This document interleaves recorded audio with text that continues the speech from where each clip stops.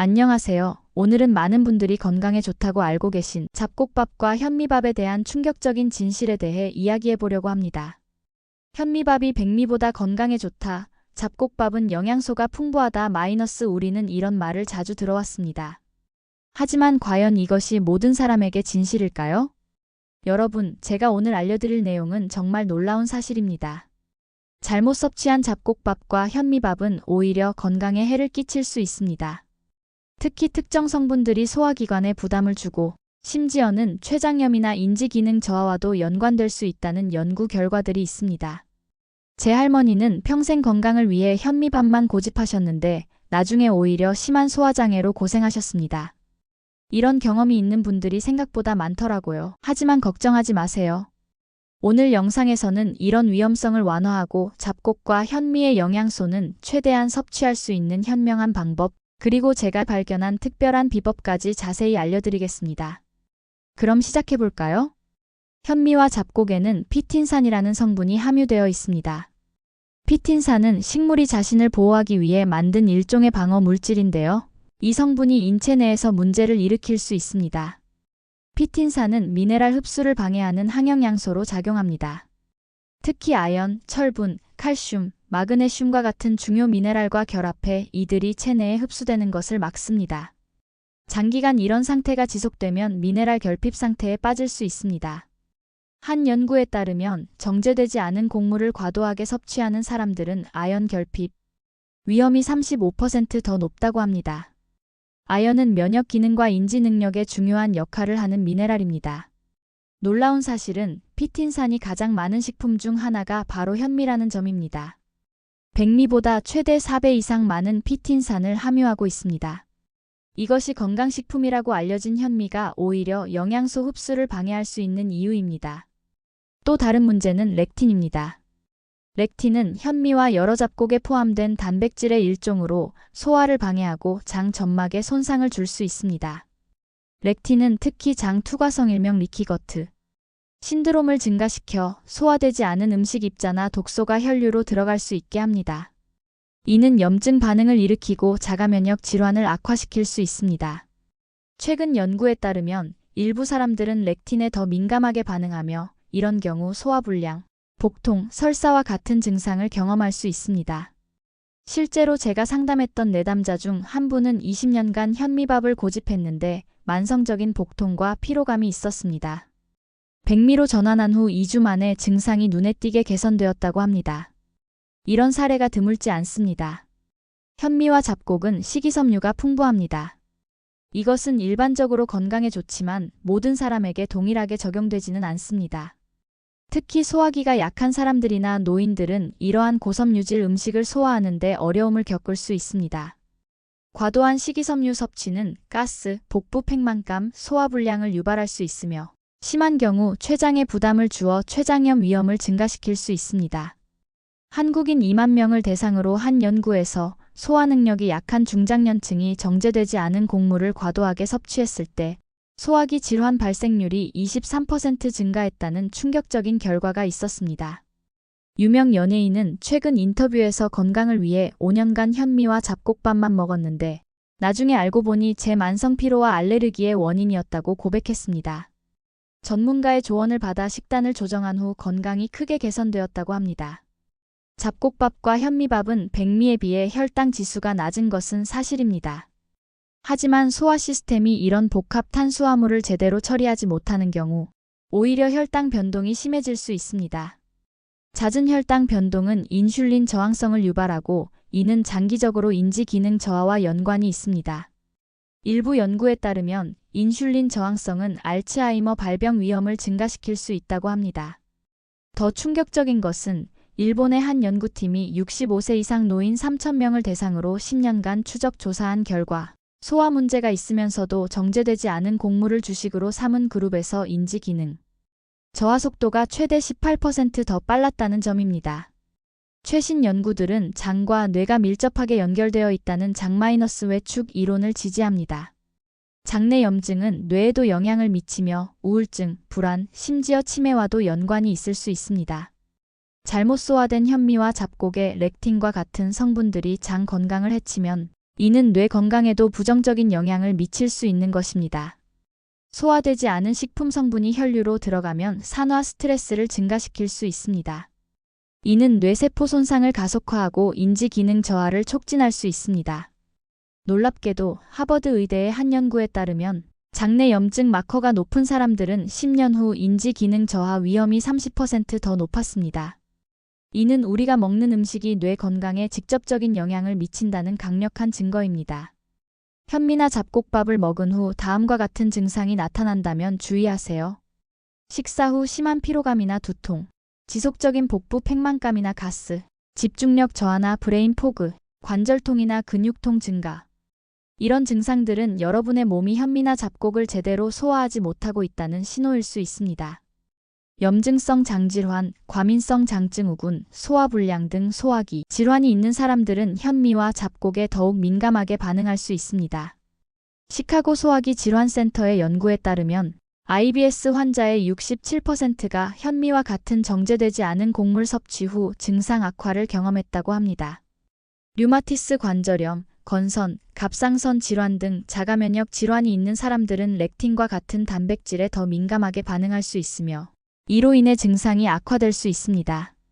특히 갑상선 기능 저하증이 있는 사람들은 현미의 고이트로겐 성분으로 인해 갑상선 기능이 더 저하될 수 있으니 주의해야 합니다. 나이가 들수록 소화효소의 생산이 감소하고 위산 분비가 줄어들기 때문에 고령자들은 현미와 잡곡을 소화하는데 더 많은 어려움을 겪을 수 있습니다. 60세 이상에서는 소화효소 생산이 20-40% 감소합니다. 이런 상황에서 소화하기 어려운 현미와 잡곡을 많이 섭취하면 영양 흡수에 문제가 생길 수 있습니다. 이미 철분, 아연, 칼슘 등의 미네랄, 결핍이 있는 사람들은 피틴산이 풍부한 음식을 과도하게 섭취하면 상황이 악화될 수 있습니다. 특히 철분 결핍성 빈혈이 있는 여성들은 현미를 주식으로 삼으면 철분 흡수가 더 어려워질 수 있습니다. 가족력으로 인해 치매나 알츠하이머 위험이 높은 사람들은 염증을 유발할 수 있는 식품에 더욱 주의해야 합니다. 알츠하이머 가족력이 있는 사람들을 대상으로 한 연구에서 장내 염증이 낮은 그룹은 10년 후 인지기능 저하 위험이 42% 낮았다는 놀라운 결과가 있었습니다. 62세 김영희님은 건강을 위해 10년간 현미와 잡곡밥만 고집했습니다. 하지만 최근 몇 년간 소화 문제와 만성 피로, 기억력 저하로 고생했습니다.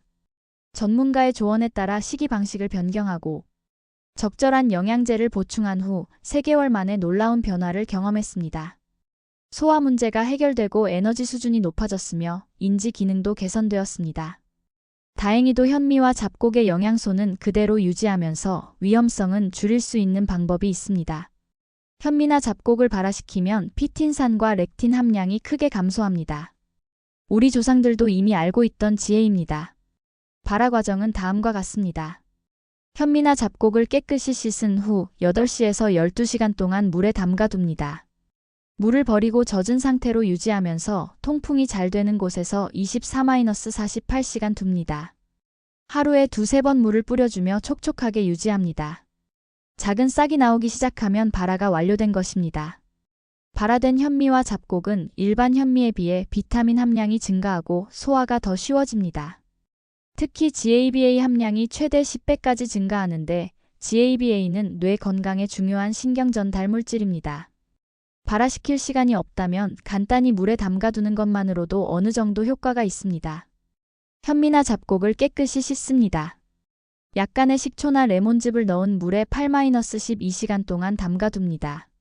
산성 환경이 피틴산 분해를 촉진합니다. 물을 버리고 깨끗한 물로 헹군 후 조리합니다. 이 방법은 피틴산 함량을 40-50% 정도 감소시킬 수 있습니다. 특히 레몬즙을 넣으면 철분 흡수율이 크게 증가합니다. 한국 전통 방식인 발효는 독소를 제거하는 가장 효과적인 방법 중 하나입니다. 현미나 잡곡을 씻어서 충분히 불립니다. 약간 젖은 상태에서 따뜻한 곳에 두고 자연 발효시키거나 발효 스타터를 사용합니다. 24시에서 48시간 발효시킨 후 조리합니다. 발효된 곡물은 프로바이오틱스가 풍부하고 영양소 흡수율이 높아집니다. 발효 과정에서 생성되는 유익한 효소들이 독소를 분해하고 단백질을 미리 분해해 소화를 돕습니다. 특히 한국의 전통 발효 음식인 식혜는 쌀을 발효시킨 대표적인 예로 우리 조상들의 지혜가 담긴 건강식입니다. 압력솥을 사용하면 고온고압 상태에서 렉틴과 같은 유해 단백질을 더 효과적으로 분해할 수 있습니다. 일반 밥솥보다 압력솥에서 조리하는 것이 훨씬 안전합니다. 최신 연구에 따르면 압력솥으로 현미를 조리하면 렉틴 함량이 최대 70%까지 감소한다고 합니다. 이는 일반 밥솥의 30% 감소에 비해 훨씬 효과적입니다. 현미와 잡곡의 비율을 처음부터 너무 높게 잡지 마세요. 백미의 현미나 잡곡을 20-30% 정도 섞는 것부터 시작하여 점차 몸의 적응도를 보면서 비율을 조절하는 것이 좋습니다. 많은 전문가들은 100% 현미밥보다 30% 현미 70%, 백미가 대부분의 사람들에게 더 건강한 선택일 수 있다고 말합니다. 제가 10년간의 연구 끝에 발견한 특별한 비법을 공유하겠습니다. 현미나 잡곡을 8시간 물에 담근 후 물을 버리고 생강즙 1큰술, 사과, 식초 1큰술을 넣은 새 물에 4시간 더 담가둡니다. 이후 깨끗이 씻어 조리합니다. 이 방법은 피틴산을 최대 60%까지 감소시키며 생강의 진저롤 성분이 소화효소 활성화를 도와 영양소 흡수를 크게 높입니다. 실제로 이 방법을 사용한 후 많은 사람들이 소화 불편함 없이 현미와 잡곡의 이점을 누릴 수 있었습니다. 현미와 잡곡을 먹을 때는 다음과 같은 식품을 함께 섭취하면 영양소 흡수를 높일 수 있습니다. 비타민C가 풍부한 식품, 레몬, 오렌지, 고추 등은 철분 흡수를 촉진합니다. 발효식품, 김치, 요구르트는 소화효소를 제공합니다. 건강한 지방, 올리브 오일, 견과류는 지용성 비타민 흡수를 촉진합니다. 단백질 소화를 돕는 식품, 파인애플, 파파야는 소화를 개선합니다. 어떤 음식도 그 자체로 완벽하게 좋거나 나쁘지 않습니다. 중요한 것은 균형입니다. 모든 사람의 몸은 다르기 때문에 자신의 몸이 특정 음식에 어떻게 반응하는지 관찰하는 것이 중요합니다. 현미밥을 먹은 후 소화불량, 피로감, 두통 등의 증상이 백미를 먹었을 때보다 심하다면 이는 현미가 당신에게 맞지 않을 수 있다는 신호입니다.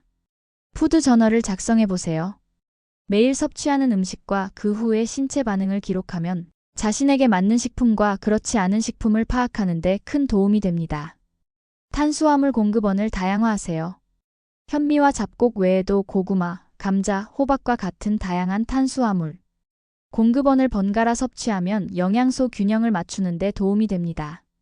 세계의 장수 지역에서는 한 가지 탄수화물에 의존하지 않고 계절과 지역에 따라 다양한 식품을 섭취합니다. 이것이 그들의 건강 비결 중 하나입니다. 흥미롭게도 우리 조상들은 이미 이런 사실을 알고 있었습니다. 전통적인 한국 식문화에서는 완전한 현미보다는 적절히 도정된 쌀을 사용했고 발효와 침수 같은 방법으로 곡물을 준비했습니다. 현대 영양학은 이제서야 우리 조상들이 오랫동안 실천해온 지혜를 과학적으로 증명하고 있는 것입니다.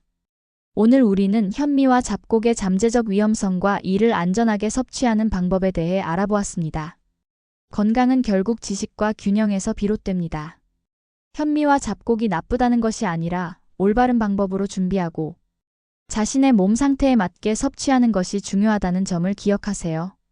이 영상이 여러분의 식단 선택에 도움이 되었기를 바랍니다.